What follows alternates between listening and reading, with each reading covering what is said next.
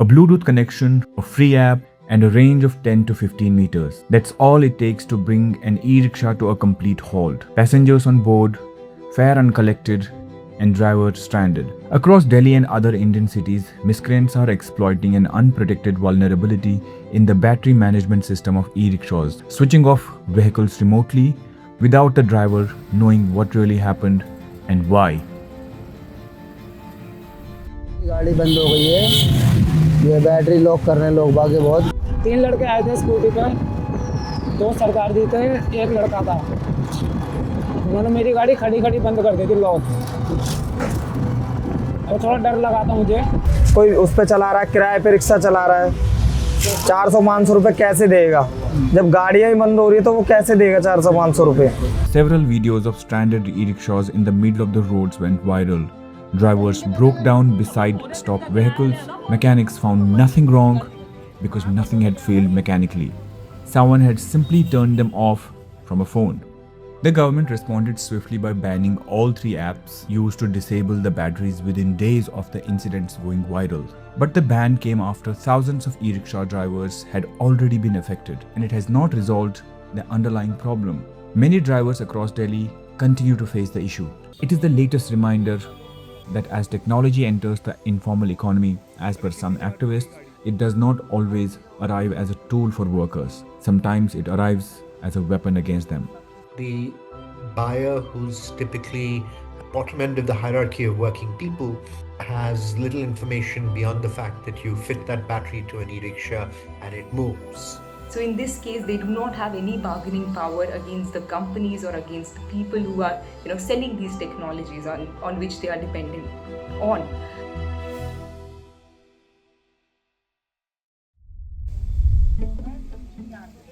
"27-year-old Amir came from Uttar Pradesh's Bulandshahr to Delhi in 2021. For 4 years, he has driven an e-rickshaw through the lanes of Kotla. It's a steady work, predictable enough to build a life around. He bought his vehicle for 1.2 lakh rupees and maintains it like it is the most valuable thing he owns. On the windshields, in a careful handwriting, are names of his 2 daughters, Aiza and Ambia. On July 7, his vehicle stopped all of a sudden mid-route while passengers were seated. They stepped off without paying. Amir was convinced that something had broken down.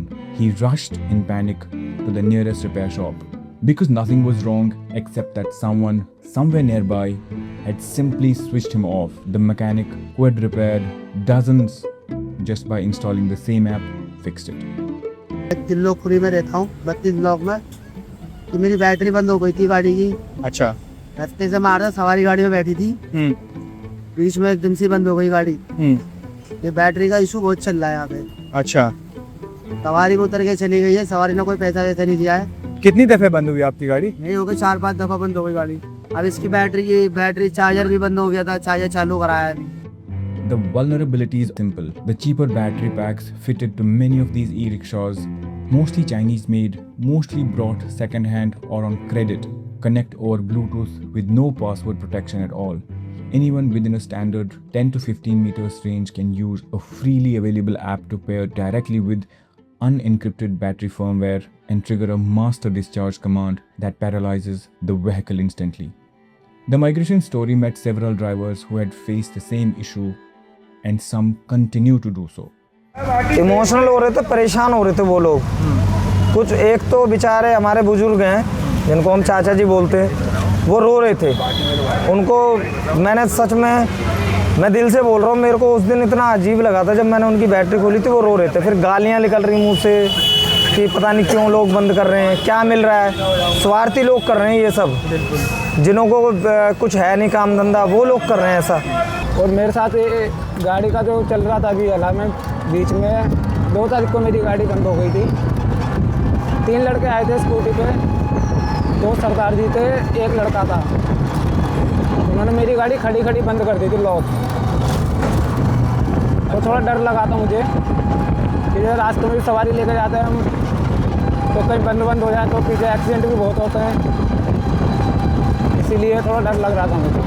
और ये पता नहीं कौन सा app आया है कि आजकल ये गाड़ी ऑफ हो जाती है अपना तो जल्दी, जिस वक्त सवारी बैठती है, सवारी बैठता तो ये ऑफ हो जाती है, सवारी चली जाती है तो फिर ये ऑन हो जाती है। हम बड़े परेशान हैं जी, हम किराया कैसे दें। मैं बुढ़ा आदमी हूँ, मेरी फैमिली में एक बेटा है, एक मैं हूँ बस, और मेरा कोई नहीं है। खतरा सर हमको, कोई पीछे से गाड़ी तेज़ आ रही है, रफ्तार में आ रही है, टक्कर मारेगी तो हमें चोट लगेगी। हमारी सवारी बैठी है, एक मैं तो जान है मेरे पास, जान और मेरे साथ बैठी है, उनको चोट लग सकती है, उनका जिम्मेदार कौन होगा जी। तो हमको चाइना से क्या लेने देना है, चाइना से हमारा कोई मतलब नहीं है। Delhi's e-rickshaws are the invisible last mile delivery to one of Asia's largest metro system. Delhi Metro carries nearly 3 million passengers every day across 286 stations and 390 kilometers of network. But for millions of commuters, the journey does not begin or end at the station. It begins with an e-rickshaw, ferrying passengers through the lanes, colonies, and markets that the metro cannot reach for as little as 10 rupees a ride. For the overwhelming majority of e-rickshaw drivers, migrants from UP, Bihar, Jharkhand, earning 800 to 1000 rupees a day, a vehicle that stops without warning in the middle of the day is not just an inconvenience, it's a day's income gone. For labor rights lawyer and advocate Kamalpreet Kaur, what's happening to Delhi's e-rickshaw drivers is not simply Cybercrime's story. It is the latest chapter in a much older one about who bears the cost when technology fails the worker. What needs to be done given this situation is that the government effectively effectively recognizes that these workers are in the most precarious conditions today. They are doing their livelihood by using these in this case these batteries, or in some other cases some of these applications or some of these apps that we see with our gig workers. But they are not in control of this technology, neither they are well versed with how to even use and operate this technology. So in this case they do not have any bargaining power against the companies or against the people who are selling these technologies on which they are dependent on. So therefore the government really has to come in and has to act as a facilitator on behalf of these workers, whether that is by recognizing them as workers, by bringing them within the purview of the labor law. The drivers are overwhelmingly migrant workers with no savings, no union, no safety net. What does an incident like this mean for a man who earns 900 rupees a day? Who is accountable when a worker loses income because of a flaw in a product he had no say in choosing? Gautam Modi, General Secretary, New Trade Union Initiative, explains about the regulation and the trade regime between two countries, here between India and China, and non-tariff barriers which keep flawed product procurement in check. The way I understand it is that these electric batteries are imported from China. They are imported privately, they are sold privately. The government could easily say, look, we have nothing to do with this. But that's not correct. Everything that's imported into this country, like in any other country, has, apart from tariffs or no tariffs, as everybody in the world now knows that word tariff, but governments have mechanisms and they use them all the time. These are mechanisms of control which are called non-tariff barriers, where governments specify standards, quality, information availability on products that are imported into the country. Now, clearly, the government has really, irrespective of what exists on paper, the government looks the other way. These batteries, possibly low-end batteries, come into the country violating any of those standards, if those standards are written on the customs books, and the buyer, who's typically at bottom end of the hierarchy of working people, has little information beyond the fact that you fit that battery to an e-rickshaw and it moves. That's, I think, very, very troubling that people are, thrown into the deep end without information. Government is possibly collecting duties on this or tariffs on this.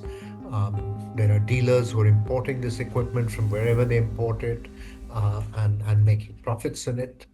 And at the end of the day, the e-rickshaw drivers are strapped with a piece of equipment which they they don't know that they actually don't have full control over. The Indian Express recently reported that Delhi's drivers are breathing easier now after 3 weeks of struggle. Manufacturers have patched that flaw and the banned apps are gone. However, except a few cases, all is going well with the drivers as they have installed the updated apps for any situation that arises. The manufacturing companies have also set up helplines that stranded drivers can call for assistance on restarting their vehicles. For workers like Amir, the language of cybersecurity law feels very far away. What feels close is empty afternoon, the daughter's names on the windshield, and the question he cannot stop asking. Whether tomorrow too someone will switch him off. This is Sajid Ali, reporting for the Migration Story.